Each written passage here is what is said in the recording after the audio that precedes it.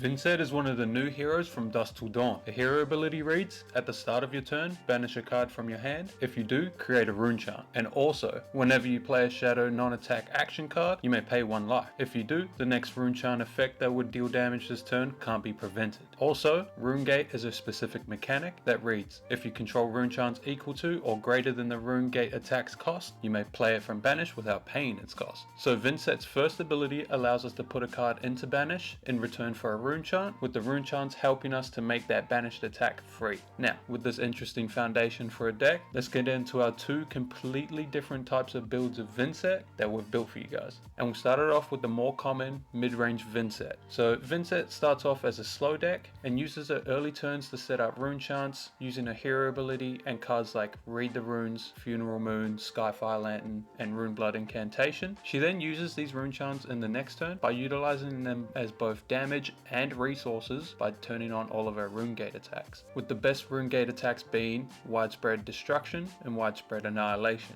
These cards can both present an easy 9 to 10 damage off of a 1 card hand while forcing interaction with your opponents by forcing them to use cards to defend, or else they're going to lose a card from either their arsenal or their hand. These cards are massive tempo swings that weaken the opponent's turn, allowing Vynnset to use the tempo to then set up another turn with those setup cards that we mentioned before. These key turns are how Vynnset will win the game, since if she's able to force you to interact while setting up for her next turn, the entire game will just snowball out of control for the opponent, since they'll have 10 to 20 split damage turns coming at them turn after turn until eventually they die. Now, besides the widespread attacks, the 2 other main cards used for the snowballing effect is Rune Blood Incantation and Deathly Wail. Rune Blood Incantation, making 1 rune chant every turn, is 2 rune chants for free every single turn. This turns on all of our Rune Gate 2 attacks for absolutely free. Incantation also has Go Again, allowing Vynnset to maintain tempo while also setting up. And then Deathly Wail is an unsung hero in the Vynnset decks, since the effect is another way that we can set up a rune chant for our next turn while not having to have an off turn. Deathly Wail can single-handedly snowball entire games by itself with the massive damage presented along with the setup it brings for your next turn. Now, once Vynnset has successfully put themselves into a snowballed position and is able to keep 4 to 5 cards, this is when we utilize our Go Again enablers along with Vexing Cruel Hands to now push 2 massive rune gate attacks at the opponent for literal 20 to 30 damage turns, while again setting up for the next turn after this just to do it again. So hopefully that shows why we think this deck is so unique, with Vynnset being an inherently slow defensive deck at the start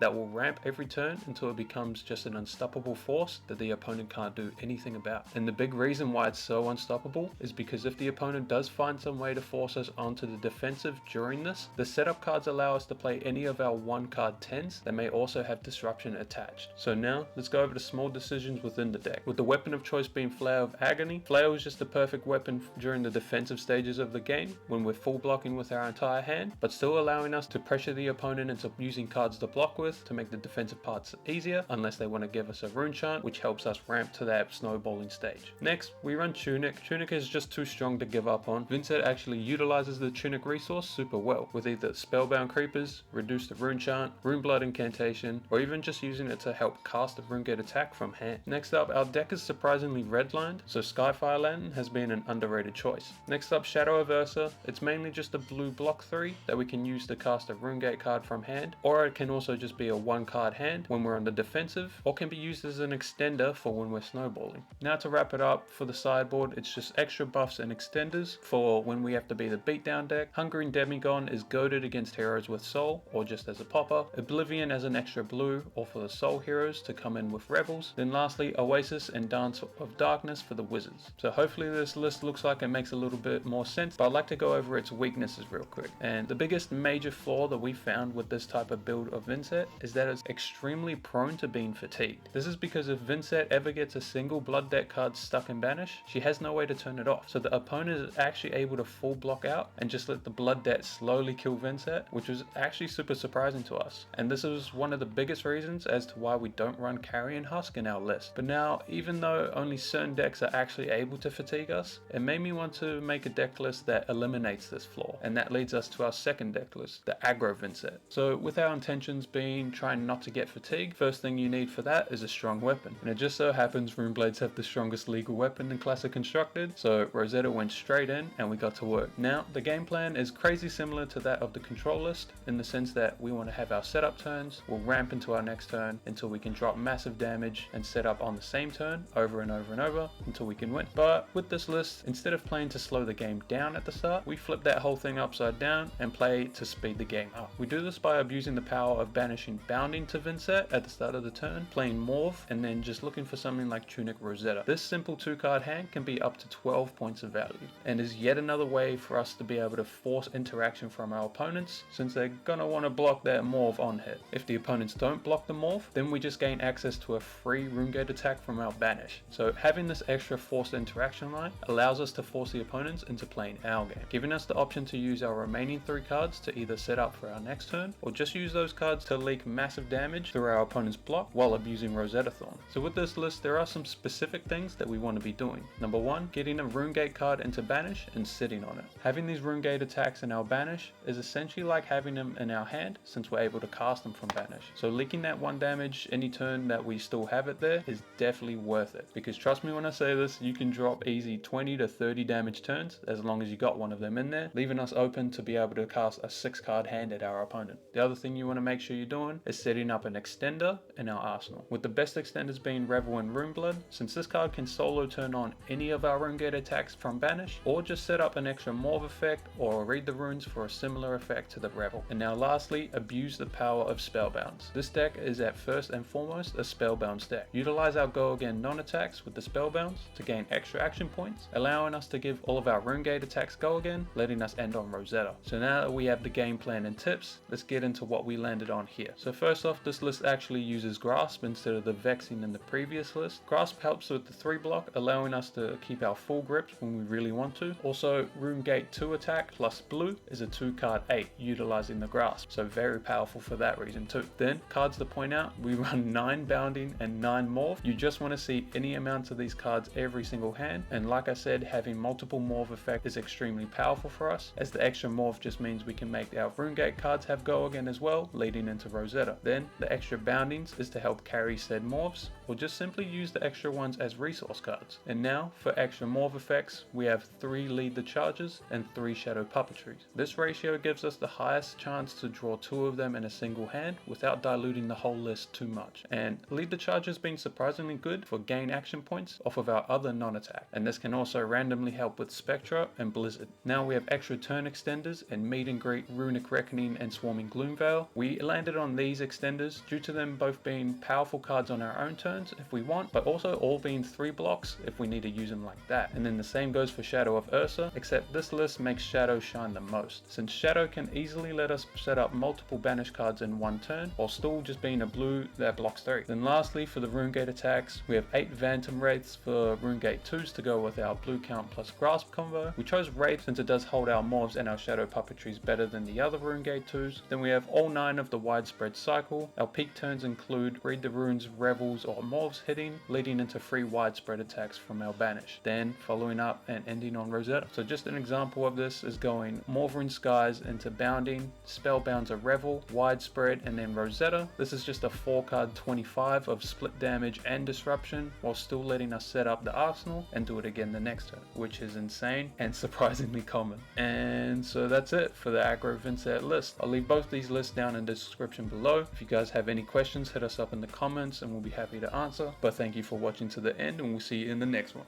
Peace.